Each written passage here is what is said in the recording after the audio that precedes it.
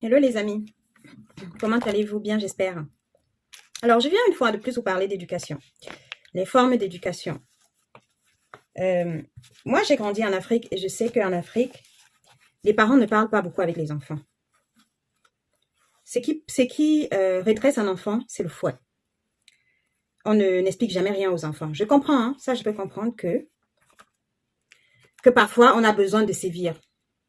Mais il n'est pas nécessaire de sévir tout le temps. Il n'est pas nécessaire de sévir, de même taper un enfant parfois. Parfois, il suffit juste d'essayer de comprendre l'enfant, de l'écouter.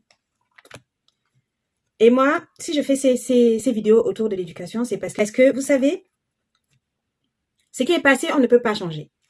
Mais le futur, on peut l'améliorer. On peut corriger certaines choses dans l'avenir. Si vous avez eu l'habitude de taper votre enfant chaque fois qu'il faisait une erreur, prenez le temps d'écouter votre enfant. Écoutez sa version des choses. Peut-être qu'en l'écoutant, vous allez comprendre son point de vue. Pourquoi il a réagi comme il a réagi. Et peut-être que vous allez réagir, vous aussi, votre réaction en face sera différente. Je me rappelle quand on était petit et que moi, j'étais l'aînée. J'étais très souvent l'aînée. Hein. J'ai jamais eu d'aîné, j'étais l'aînée. À part mes oncles qui étaient considérés comme mes aînés, mais je veux dire, je suis la fille aînée de ma mère, je suis la première fille, j'ai toujours été l'aînée. Et chaque fois qu'il y avait un souci entre nous, bah, ça me retombait généralement dessus. Et jamais on ne me laissait m'exprimer. Les autres, parfois, on les écoutait. Mais moi, on m'écoutait jamais. J'avais toujours tort. Dans tous les cas, j'avais tort. Et je me faisais souvent frapper. Taper jusqu'à ce que parfois je tombais même malade parce qu'on m'avait tapé. Tellement on m'avait tapé. Taper jusqu'à ce que j'avais des blessures. J'en garde des souvenirs. J'en garde des très mauvais souvenirs sur ma peau.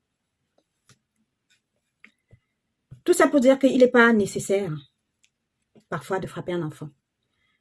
Parce que votre enfant, vous allez tuer son potentiel. Vous allez faire en sorte que l'enfant manquera, en grandissant, l'enfant manquera de confiance en lui.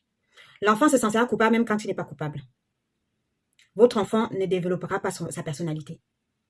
Parce que vous l'avez étouffé à coups de fouet, à coups de bâton. Apprenez à écouter la version des faits de votre enfant. Si vous avez l'habitude de faire cela, à ne pas écouter votre enfant et de l'accuser directement, ben c'est le pire pour un enfant. Vous savez, votre enfant, quand il est dehors, les gens peuvent juger sans connaître. Le pire, c'est que l'enfant, à la maison aussi, on le juge sans comprendre. Est-ce que vous savez ça? C'est le pire. Quand mon enfant vient me dire qu'il s'est passé quelque chose, je l'écoute. J'écoute sa version des faits. Même si je dois le réprimander après, j'écoute d'abord sa version des faits et c'est en fonction de lui, ce qu'il a fait, sa version des faits, comment il a réagi, que j'interviens. Même si on me dit que mon enfant a fait n'importe quoi à l'école, ou bien n'importe où, d'abord j'écoute mon enfant, j'écoute sa version des faits. Je ne réagis pas tout de suite, j'écoute sa version des faits. Moi, en grandissant, je sais que chaque fois qu'on venait de l'école où on disait que j'ai fait un truc, je me faisais d'abord tabasser. Personne ne voulait même m'écouter. Dès que je rentrais à la maison, parfois le fouet m'attendait déjà à la maison.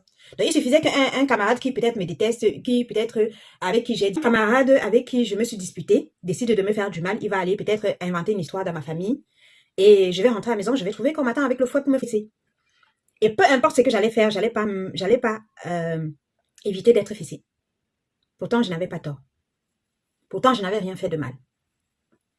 Mais je me faisais fesser. Un jour, je me rappelle qu'à l'école, la maîtresse, j'avais une maîtresse qui me détestait. Clairement, quand on dit qu'une maîtresse déteste un enfant, les gens disent que les maîtresses ne détestent pas les enfants, mais j'avais une maîtresse qui me détestait. Je n'avais jamais pu comprendre pourquoi cette maîtresse me détestait. On devait remettre les bulletins. Je n'ai jamais oublié le nom de cette maîtresse. Elle s'appelait Madame Melingui. Elle s'appelait Madame Melingui. Aujourd'hui, elle est à la retraite. Quand je suis rentrée au Cameroun la dernière fois, j'avais demandé un peu des nouvelles de l'école où j'allais, de l'école primaire où j'allais, où enseignait cette maîtresse. On m'a dit qu'elle n'enseignait plus parce qu'elle était à la retraite. Parce que je vous assure que j'avais envie d'aller voir cette maîtresse pour qu'elle voie qui je suis devenue, pour qu'elle voie la personne extraordinaire que je suis devenue. Cette maîtresse me détestait. Elle me mettait parfois des mauvaises notes juste par plaisir. Et un jour, elle a décidé de garder mon bulletin et dire qu'elle m'a donné le bulletin. On peut faire ça à un enfant. J'ai tout fait. Elle m'a dit qu'elle va donner mon bulletin qu'à mes parents. J'ai tout fait, je l'ai supplié. J'ai supplié la dame là ce jour-là. Elle m'a dit qu'elle va donner mon bulletin à mes parents. Et quand je suis rentrée à la maison sans bulletin, d'abord, je me suis fait fesser. J'ai reçu des fessées parce que j'étais rentrée sans bulletin. Après, quand on est allé la voir, je me souviens, oui, ce qui s'est passé, c'est que quand on est allé la voir, elle a dit que, comme j'avais eu les mauvaises notes, j'ai jeté le bulletin sur elle. J'ai encore reçu des fessées devant cette dame, par ma famille. Alors que je n'avais rien à voir dans tout ça. Mon seul soutien, c'était mon Dieu. Je vous assure, j'étais chrétienne. J'ai cru en Dieu très tôt. Je vous assure que je pleurais tout le temps. J'appelais le Seigneur. Sauve-moi, aide-moi. Je ne comprends pas, j'ai rien fait. J'ai rien fait. Parfois, j'essayais de trouver des excuses. Je me disais, peut-être parce que je n'ai pas bien travaillé à l'école. Je vais me dire que j'ai pris ces coups parce que je n'ai pas bien travaillé à l'école. Pas parce que cette femme-là a été méchante avec moi. Vous voyez? Pensez, prenez le temps d'écouter votre enfant. C'est vrai qu'il y a des enfants qui peuvent mentir. Mais quand tu connais ton enfant, tu sais quand il ment. Mon enfant, par exemple, je sais quand il ment. Ça lui est arrivé une fois de me mentir et je lui ai dit, puisque tu as fini de me raconter cette version-là, raconte-moi maintenant la vraie version. Et après, il m'a dit, maman, il m'a demandé, maman, t'es magicienne? Et il m'a raconté la vraie version. Et dans tous les cas, il n'avait pas tort. Il m'a raconté l'autre version, pourquoi? Parce qu'il avait un peu peur. Il avait un peu peur que peut-être ce que lui, il a fait, il avait mal fait. Et à partir de là, je lui ai dit, tu dois toujours me raconter la vraie version. Toujours me raconter la vraie version. Parce que même si je dois te défendre quelque part, il va falloir que je connaisse que j'ai ta version à toi pour pouvoir te défendre. C'est pour ça que je vous dis toujours votre enfant doit se sentir en sécurité auprès de vous. En confiance auprès de vous. Mais si vous cassez cette confiance, je vous assure que je ne sais pas où votre enfant trouvera cette confiance parce que la confiance doit commencer à la maison. Et c'est comme ça que votre enfant aura confiance en lui. C'est comme ça qu'il pourra aussi se défendre. Si vous faites taire votre enfant chaque fois qu'il ouvre la bouche pour dire quelque chose, il ne saura pas se défendre quand il aura besoin de se défendre. C'est pour ça qu'il y a beaucoup d'innocents qui finissent aussi en prison parce qu'ils ne savent pas se défendre. Ils vont accepter toutes les accusations qu'on leur porte parce qu'ils ne sauront pas se défendre. Parce qu'on ne leur a jamais appris à se défendre.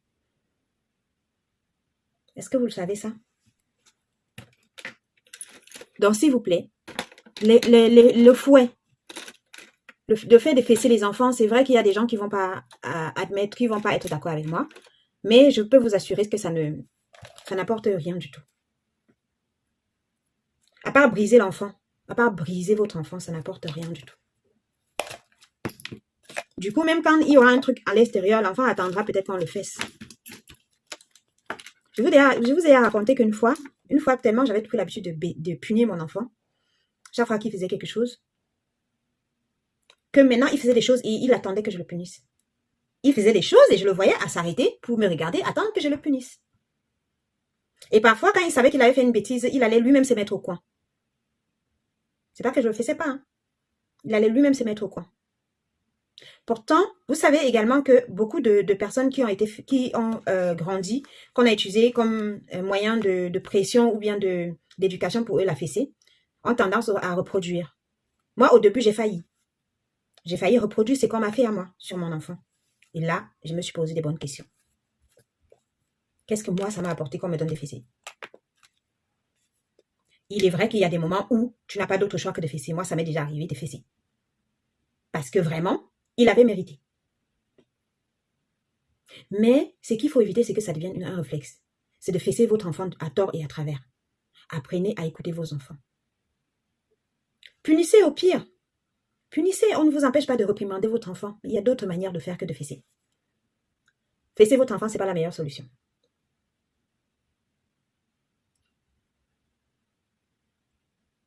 Parce que ça va pas mieux l'aider à comprendre la situation. Il ne comprendra rien du tout. Tout ce qu'il va comprendre, c'est que vous ne l'aimez pas. Que vous êtes méchante avec lui ou méchant avec lui. C'est tout ce qu'il va comprendre.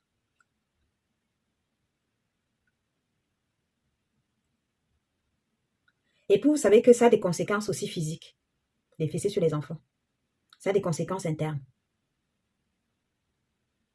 Si vous aimez vraiment votre enfant et que là où vous vivez, la fessée n'est pas interdite, pensez-y. N'utilisez la fessée qu'en dernier recours. C'est que vous avez déjà tout essayé et que rien n'a marché. Là, vous utilisez la fessée. Ça fera aussi que votre enfant aura peur de la fessée. Parce que puisqu'il n'a pas l'habitude qu'on le fesse, il aura peur d'être fessé. Quand vous allez lui menacer, par exemple, de la fessée, il va vite fait se remettre le droit chemin. Parce qu'il aura peur de la fessée. Un enfant qui n'a pas peur de la fessée, qui a l'habitude d'être fessé, il n'aura pas peur de la fessée. Vous savez ce qui va se passer? C'est que dès qu'il va faire une bêtise et que vous allez lui faire réaliser, parce que parfois il ne réalise pas que c'est une bêtise qu'il a faite, dès qu'il va faire une bêtise et que vous allez lui faire réaliser qu'il a fait une bêtise, il attendra automatiquement la fessée. Ça veut dire qu'il n'a pas peur de la fessée. Et puis il continuera, parfois il va vous provoquer, il va continuer à faire jusqu'à ce que vous le fassiez. C'est comme ça.